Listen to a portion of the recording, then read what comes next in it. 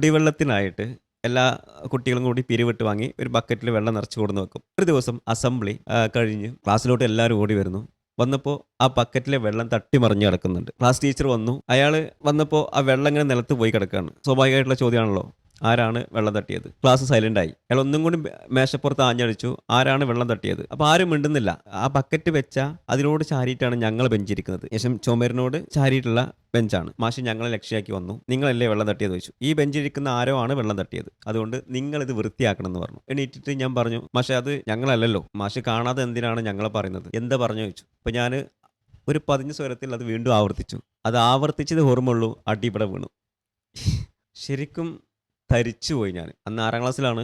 ആ അടി ഇന്ന് എനിക്കിപ്പോഴും ഓർമ്മയുണ്ട്. മര്യാദക്ക് സംസാരിച്ചിട്ടുള്ളൂ, ഞാൻ പറഞ്ഞതനുസരിച്ചാൽ മതി. ഇതായിരുന്നു മാഷിൻ്റെ ഡയലോഗ്. ക്ലാസ് പക്കാ സൈലൻ്റായി. ഞാൻ എന്ത് ചെയ്യണം എന്നറിയാതെ ഇങ്ങനെ പതറി നിൽക്കുക. എൻ്റെ കൈ വറക്കുന്നുണ്ട്, കാല് വറക്കുന്നുണ്ട്, ചുണ്ട് വറക്കുന്നുണ്ട്. ഞാൻ ബാലൻസ്ഡ് അല്ല.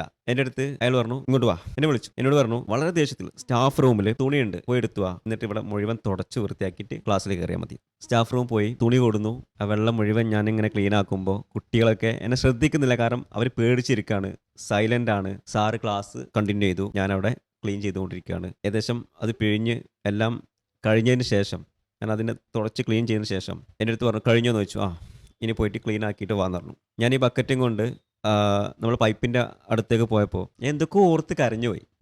അങ്ങനെ 6, 7, 8, 9, 10 ഞാൻ പിന്നെ പക്കാ സൈലൻ്റായി. അതായത് ക്ലാസ്സിലോട്ട് വരുന്നു, ഇരിക്കുന്നു, പോകുന്നു. എനിക്ക് പുറത്തിറങ്ങണ്ട, ആളുകളെ കാണണ്ട, കുട്ടികളെ കാണണ്ട, കളിക്കണ്ട, അവരോടൊപ്പം ചിരിക്കണ്ട, ഒന്നും വേണ്ട. 10 വരെ എനിക്ക് പറയാം എൻ്റെ കൂടെ നിന്ന് പഠിച്ച എൻ്റെ ഫ്രണ്ട്സിനെ അറിയാം. പുറത്തിറങ്ങൂല. ഞാനൊരു മൂലയിൽ ഇങ്ങനെ ഒതുങ്ങിക്കൂടി വെറുതെ ഇങ്ങനെ ഇരിക്കും. ആരോടങ്ങ് സംസാരിക്കാൻ പോകില്ല. പക്കാ ഒരു ഇൻട്രോവേർട്ടർ. അങ്ങനെ തന്നെ ആയിരുന്നു ഞാൻ. എനിക്കിപ്പോഴും ഓർമ്മയുണ്ട് എൻ്റെ ആവേശമൊക്കെ. ഞാൻ 1 മുതൽ 3 വരെ ഭയങ്കര ആവേശമായിരുന്നു. പഠിക്കാനും കളിക്കാനും ഏത് പ്രോഗ്രാമിൽ പങ്കെടുക്കാനൊക്കെ ഞാൻ ഇന്നും എനിക്ക് ഓർമ്മയുണ്ട്. പക്ഷേ അതൊക്കെ തല്ലിക്കെടുത്തിയത് ഈ അധ്യാപകരായിരുന്നു. അതുകൊണ്ട് ഞാൻ ഇന്നവരെ കുറ്റപ്പെടുത്തല്ല, പക്ഷെ ചെയ്യരുത്, ആവർത്തിക്കരുത്.